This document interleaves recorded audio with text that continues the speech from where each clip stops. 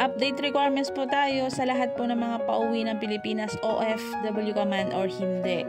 Passport, visa, plane ticket at saka e-travel QR code. Paalala ko lamang po tungkol sa e-travel, kahit hindi na po yan hinahanap sa airport, gumawa pa rin po kayo dahil makikita po yan sa system. Sa may mga connecting flight naman po pauwi sa kanilang probinsya dahil nagbago po ang ruta ng iyong airlines, magbiyahe na lang po kayo papunta sa ibang terminal. May mga free bus naman po doon papunta sa iba't ibang terminal. Para naman po sa mga magbabakasyon kung ano po ang requirements, mag-comment na lamang po kayo para masagot ko po ang inyong mga katanungan.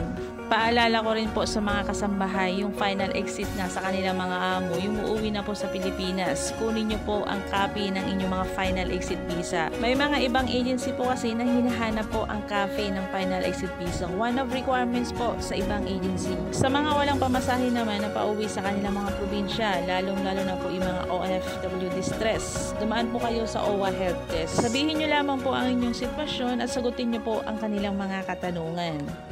Guys, para po sa lahat mga nagtatanong kung paano po nila i-renew or bayaran ang kanilang mga OWA membership, mag-download lamang po kayo ng OWA mobile apps tapos mag-sign up po kayo.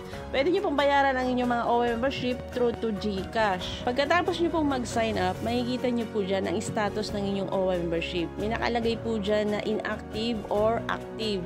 Pag inactive po, ibig sabihin, kailangan nyo na pong mag-renew ng inyong OWA membership. May nakalagay po dyan, renew membership. Pagkatapos nyo pong maklik ang renew membership, makikita nyo po dyan ang inyong information. Kung mali naman po, pwede pong i-edit. Pag hindi naman, pag okay naman or tama ang inyong information, submit lamang po. Paalala ko lamang po sa mga nagtatanong kung paano sila magpa-member ng OWA. Guys, pag once po na OFW ka, member ka na po ng OWA. Ang gagawin mo lamang po ay i-renew po ang iyong OWA membership. So yan guys, nandito na pa tayo sa payment method. Select nyo lamang po kung saan nyo po gustong magbayad. Pwede pong land bank, pero dahil GCash tayo magbabayad, select lamang po yung cash payment. Ang OWA membership po ay valid po siya ng 24 months or equivalent po ng 2 years. So after 24 months, pag expired na po ang iyong OWA membership, i-renew mo na po ito. Pero pag hindi ka po makapag-sign up or hindi ka po makapasok sa apps na OWA mobile apps, ibig sabihin po matagal ka na pong hindi nakabayad ng OWA. Kailangan mo na po itong ipa-update sa pinakamalapit na Polo OWA na iyong pinagtatrabahuan. So yan guys, kung makikita niyo po ang babayaran natin ay 1,429.75 plus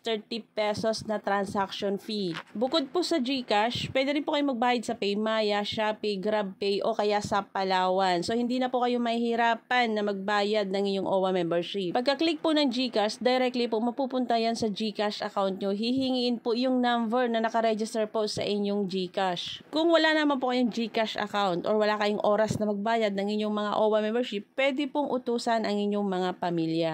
Para po sa karagdagang katanungan, comment down below lamang po para masagot ko po ang inyong mga katanungan. Ako mapapala ang inyong lingkod, Joanne C. Fernandez po, isang OFW advocate.